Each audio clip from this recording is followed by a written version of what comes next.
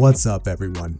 In this video, we're looking at those rappers who blew up online and then poof, they vanished. Where did they go? Let's find out. Let's explore the enigma of West Coast rapper Remble, who burst onto the scene in 2020. Powered by TikTok and LA rap circles, he quickly caught everyone's attention, much like Drake did in his early days. By 2021, Remble was the new hot topic, scoring a major label deal and millions of streams, especially after his collaboration with Lil Yachty.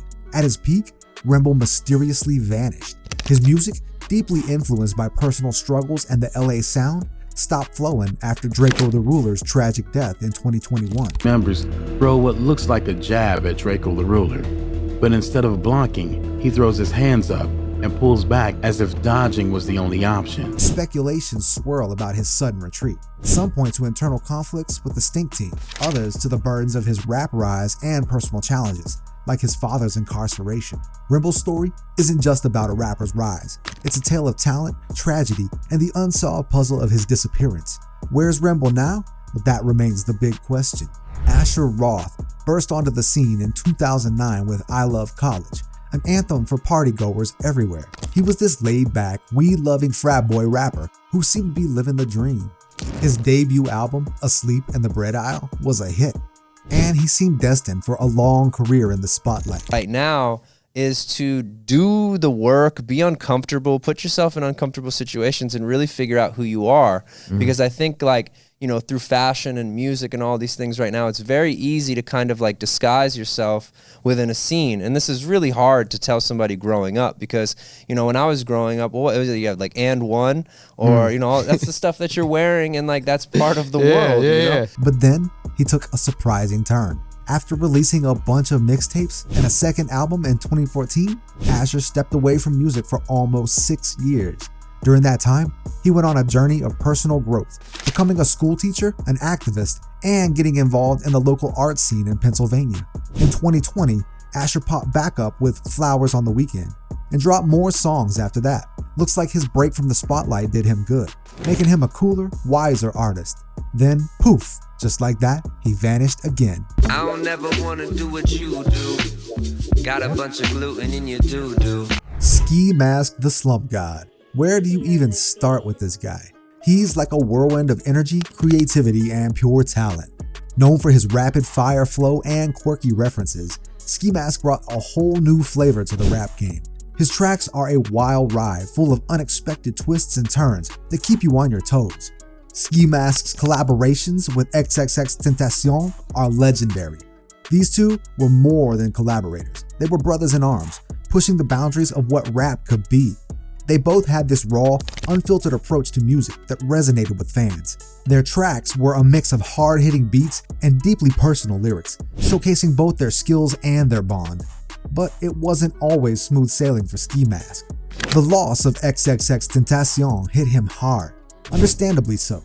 It's tough losing someone you're that close to, especially when you've shared so many highs and lows together. Ski Mask's music became a way for him to process his grief and keep X's legacy alive. Now let's talk about Obie Trice. Back in the early 2000s, getting signed by Eminem's Shady Records was like winning the lottery for a rapper.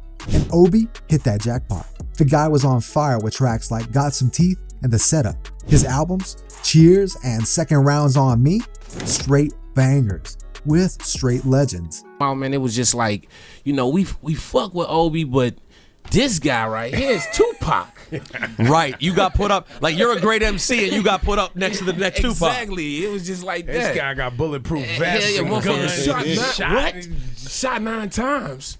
Whoa, shit. But then in 2008, Obie split from Shady Records, and things took a bit of a turn. His next album took a while, not dropping until 2012, and he wasn't the talk of the town like before. He kept making music, but it was more low-key, not really grabbing headlines. Until 2019, that is. But unfortunately, it wasn't for his music. Obie made the news for shooting his girlfriend's son and ended up in jail. It's a real eye-opener, you know? One minute you're on top of the world, the next, everything's flipped upside down. Now his mugshot is posted on the county jail's website. After a shooting, deputies call a case of domestic violence. I'm happy nobody got killed, but it's too bad. It's one of those unknown, totally dangerous situations where you don't know where it's going to go. Beanie Sigel, Oh, Beanie. This dude's like the unsung hero of Roc-A-Fella Records. You know, that label that was all the rage back in the day? Beanie was their secret sauce, bringing that no-nonsense Philly vibe straight to our eardrums. But oh boy, Beanie's ride wasn't exactly a smooth cruise down Easy Street. Legal dramas? Check. Artist beefs? Double check. It's like he was collecting troubles like they were rare baseball cards or something. I was in a coma. So when I was coming out of it, I had a breathing tube down my throat. Ooh, damn. So when I first woke up out the coma, I didn't know where I was at. And I yanked I pulled the breathing tube out. And it caused me, so it tore up shit in my throat. And it caused me to, I had staples in my stomach. So when I was yanking, I couldn't get it. I got it out.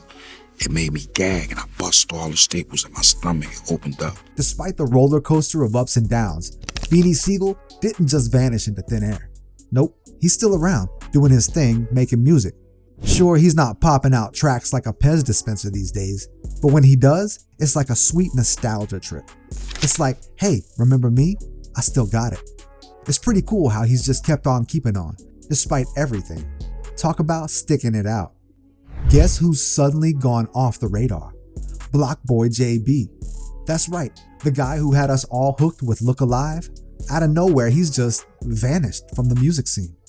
But here's the twist. It's not just a break from the spotlight. Turns out, he's caught up in some serious legal stuff. We're talking big charges like substances and weapons. Now they on the other side. Oh well, fuck them, dog. We gon' see how hard they ride. I get racks to go outside and I split it with the guys. We up on the other side. So while we were all jamming to his beats, he was dealing with courtrooms, not concert halls. And now everyone's asking what's next for this Memphis rapper. It's like one day he's here, then next, poof, he's gone. But I can tell you, this story's far from over. So what's the deal with these viral rappers vanishing? It's like they're shooting stars in the hip-hop universe. They light up the sky, and then poof, where'd they go? The rap game can be as fickle as a cat deciding whether it wants in or out. One minute, you're the hottest thing since sliced bread. The next, you're just trying to find the crumbs. Remember my neck, my back? Of course you do. Don't stop, don't miss, just do it, do it. That was Kaya's Jam, a classic that's still a go-to for a lot of DJs. But Kaya didn't just stop at music. She's one of those artists who smoothly transitioned into the whole online media scene. She's got this web series and has become a really popular internet personality. It's pretty cool how she adapted to the changing times, moving from music to the digital world. This shift shows just how versatile and relevant Kaya still is in the entertainment industry. She's not just a one-hit wonder. She's a savvy media personality who keeps her audience engaged and entertained. In a way, Kaya's move into online media is a perfect example of how artists can evolve and stay significant, even when they're not actively making music. She's got this presence, you know, that keeps people interested in what she's doing, what she's saying. Yeah.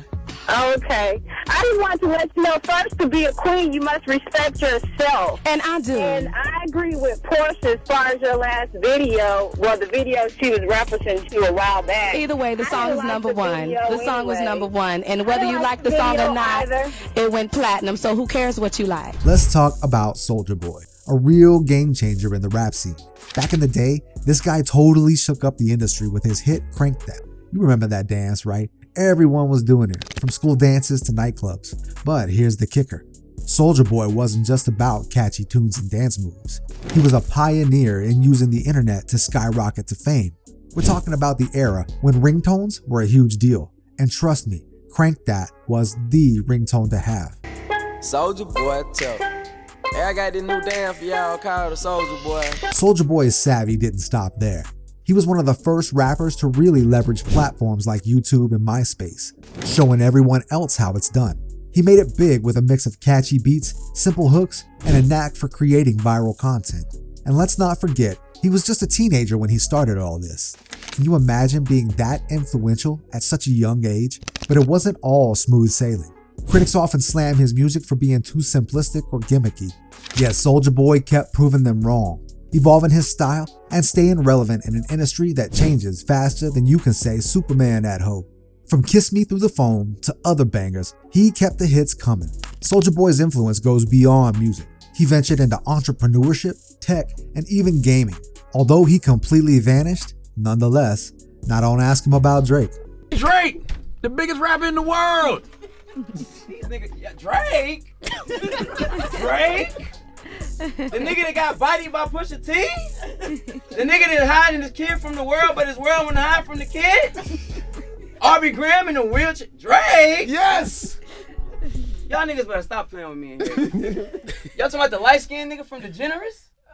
From Toronto. Yo, stop playing with me. Stop playing with me like I ain't teach Drake everything he know. Y'all ain't hear Drake on his first song? Tell me what's really going on. Drizzy Drake back in this thing already. What's That's Soulja. Shit.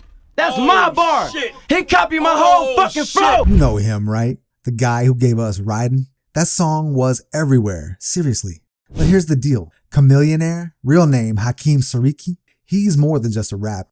After hitting it big in music, he switched gears and dived into the business world, especially tech. Chamillionaire is not just playing around with his money. He's smart with it.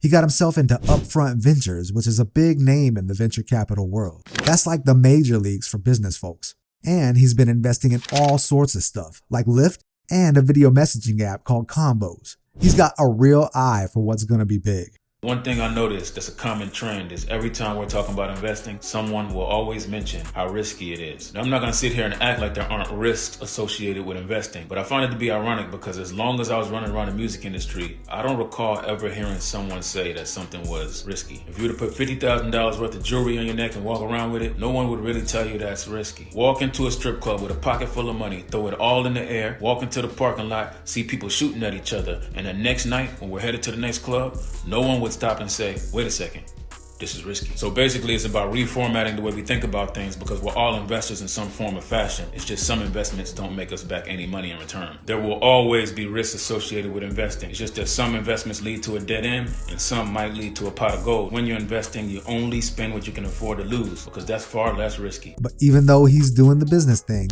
he hasn't totally left music behind. He's still in the scene, just in a different way. It's like he's found a new stage in the boardroom instead of behind a mic. And that's the scoop on viral rappers who disappeared. Don't forget to like and subscribe for more intriguing tales. Who do you miss the most? Drop your thoughts in the comments and let's remember them together.